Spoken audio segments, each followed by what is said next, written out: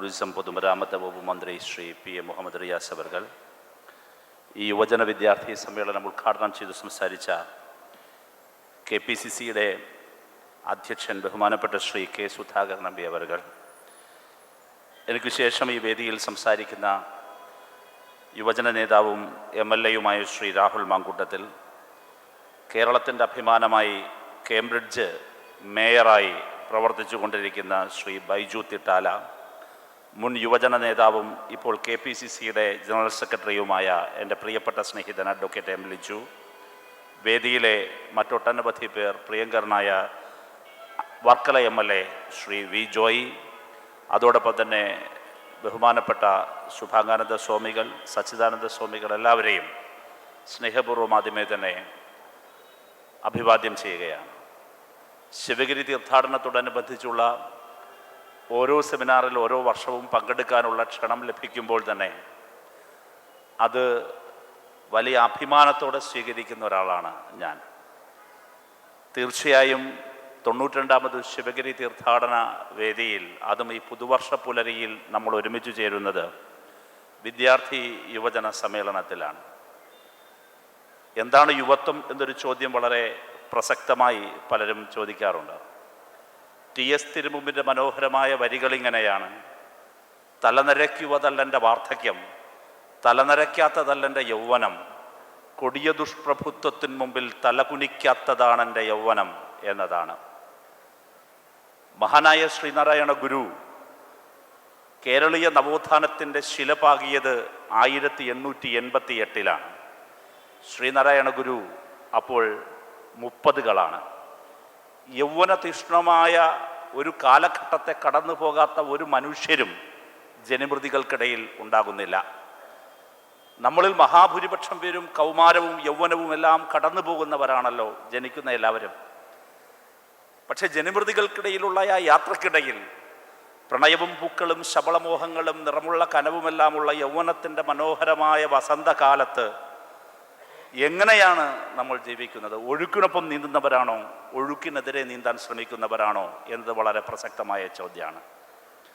ഭഗത് സിംഗും രാജ്ഗുരുവും സുഖദേവും രക്തസാക്ഷിത്വം വരിക്കുമ്പോൾ അവർക്ക് അന്ന് പ്രായം 22ഉം 23ഉമാണ്.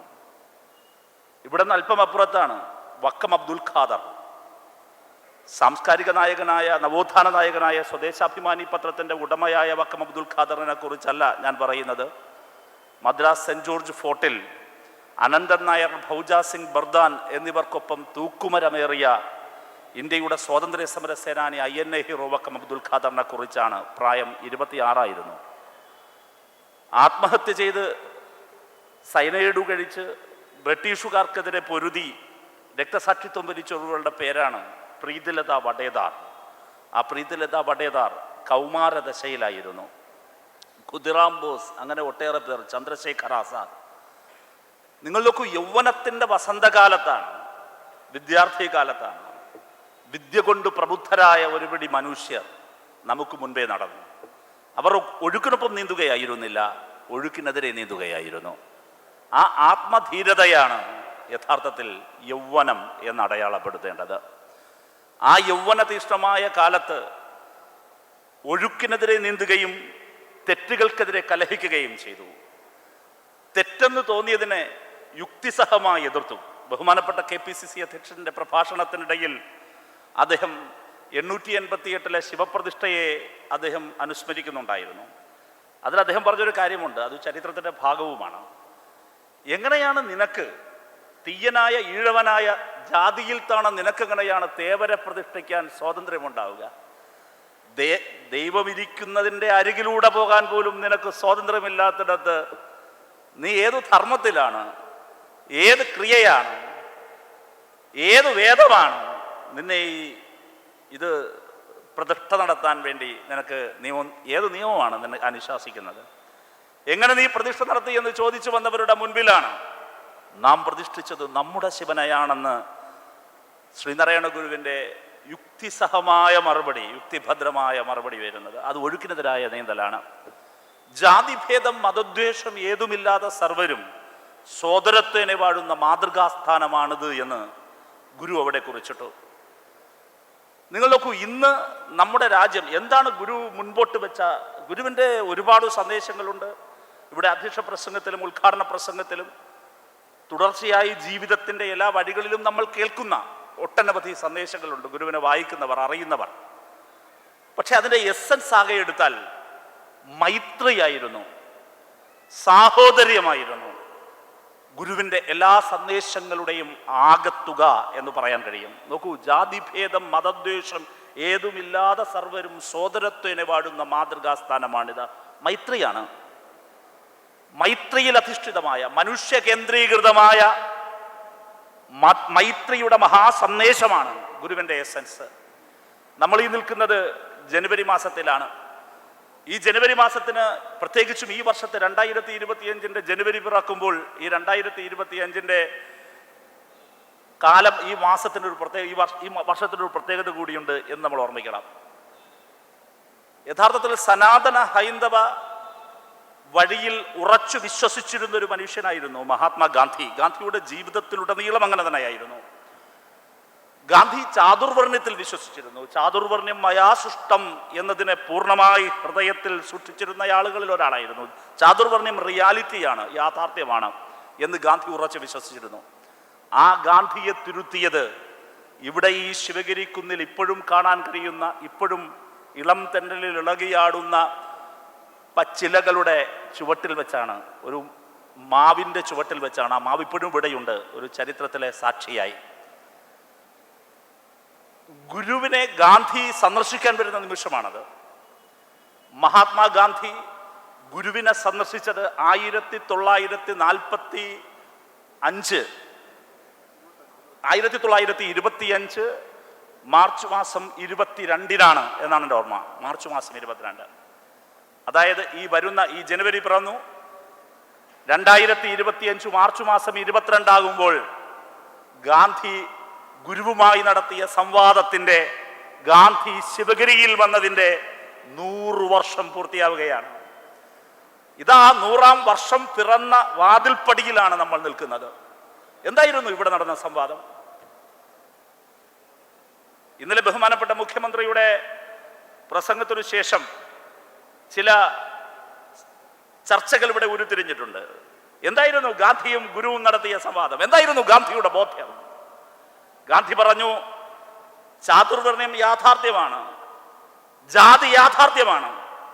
നോക്കൂ, ഈ മാവിലകൾ നോക്കൂ, ചെറുതും വലുതുമായ മാവിലകൾ, വലുതും ചെറുതുമെല്ലാം യാഥാർത്ഥ്യമാണ്.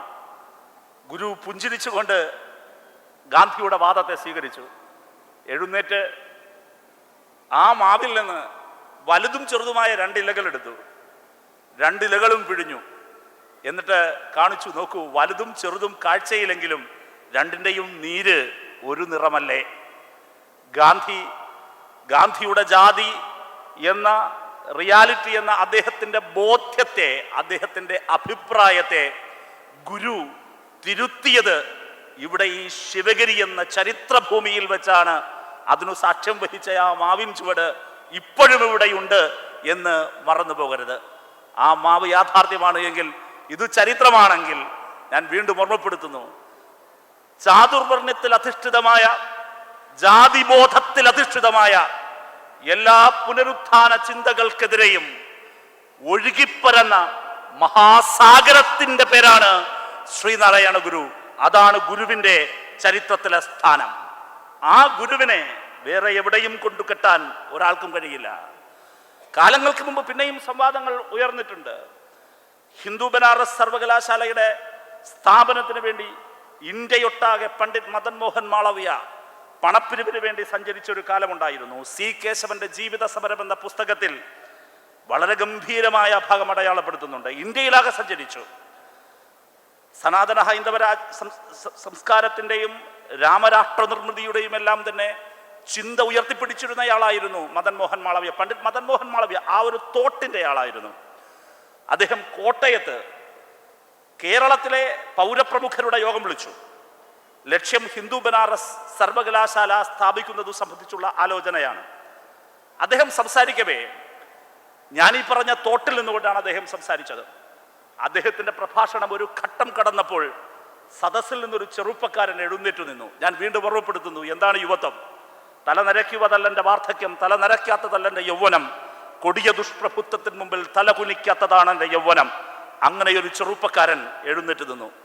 മദൻ മോഹൻ മാളവിയെ തിരുത്തി പറഞ്ഞു, നിങ്ങളീ പറയുന്ന ഹിന്ദു രാഷ്ട്രത്തിൽ ഞാനില്ല, ഞാൻ ഉൾപ്പെടെയുള്ളവരില്ല. നിങ്ങളീ പറയുന്ന തോട്ട്, ഈ ചിന്ത എനിക്ക് സ്വീകാര്യമല്ല. ഞാൻ ഉൾപ്പെടെയുള്ള ഈ സദസ്സിലിരിക്കുന്ന മഹാഭൂരിപക്ഷം പേർക്ക് സ്വീകാര്യമല്ല. ശുദ്രമുനിയെ വെട്ടിക്കൊന്ന രാമനേക്കാൾ ഞങ്ങൾക്കിഷ്ടം രാവണനെയാണ് എന്ന് പറഞ്ഞു. അതുകൊണ്ട് നിങ്ങൾ ഈ സംഭാഷണം അവസാനിപ്പിക്കണം. മദൻ മോഹൻ മാളവ്യ ആ പ്രഭാഷണം അവസാനിപ്പിച്ചു മടങ്ങി എന്നത് ചരിത്രം, പുസ്തകം ജീവിത സമരം, സി കേശവൻ. ആരായിരുന്നു ആ ചെറുപ്പക്കാരൻ? അത് വളരെ പ്രസക്തമാണ്. ആരായിരുന്നു ആ യൗവനം? ഒരു ജാതി, ഒരു മതം, ഒരു ദൈവം മനുഷ്യനെന്ന് ഗുരു പറഞ്ഞെങ്കിൽ ഗുരുവിൻ്റെ ഒരു ശിഷ്യൻ അതിനും അപ്പുറത്തേക്ക് പറഞ്ഞു, ജാതി വേണ്ട, മതം വേണ്ട, ദൈവം വേണ്ട, മനുഷ്യന് സഹോദരൻ അയ്യപ്പനാണ്. മദൻ മോഹൻ മാളവ്യയുടെ മുഖത്ത് നോക്കി, വർണ്ണാശ്രമധർമ്മങ്ങൾക്കപ്പുറത്തെ മാനവികതയാണ് ഞാൻ വിശ്വസിക്കുന്നതെന്നും നിങ്ങളുടെ ചിന്താ പദ്ധതിയോട് എനിക്ക് യോജിപ്പില്ലെന്നും ഗുരു ശിഷ്യൻ കോട്ടയത്ത് മദൻ മോഹൻ മാളവ്യയുടെ മുഖത്ത് നോക്കി വിളിച്ചു പറഞ്ഞെങ്കിൽ ഞാൻ വിനയപൂർവ്വം ഓർമ്മപ്പെടുത്തുന്നു, അത്തരം ഒഴുക്കിനെതിരായ ധീരമായ ഒഴുകിപ്പരക്കലുകൾ ഈ സമൂഹത്തിൽ ആവശ്യമാണ്. അത് നീഡ് ഓഫ് ദി അവർ ആണ്, ഈ കാലഘട്ടത്തിൻ്റെ ആവശ്യകതയാണ്.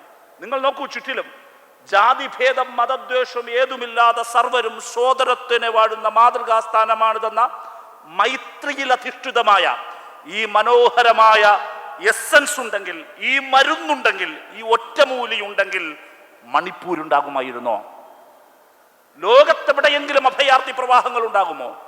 ഞാൻ വളരെ സന്തോഷത്തോടെയാണ് കണ്ടതൊരു കാഴ്ച.